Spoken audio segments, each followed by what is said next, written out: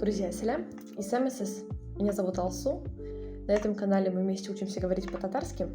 И тема сегодняшнего видео – профессии на татарском языке. Первое – это укатуще, означает учитель. Например, мин укатуще – я учитель. Второе слово – сатуще – это продавец. Сатуще. Например, соберем предложение. Продавец работает в магазине. Сатуще кибетте эшли. Третья профессия – пешируще. Это повар, тот, кто готовит. Например, повар готовит суп. Пешируще аш пешере. И крайнее слово – врач. Это табиб. Например, врач работает в больнице. Табиб хастаханеде эшли. Друзья, на этом все. Оставляю свой номер телефона для связи со мной. На него подкреплены WhatsApp и Telegram.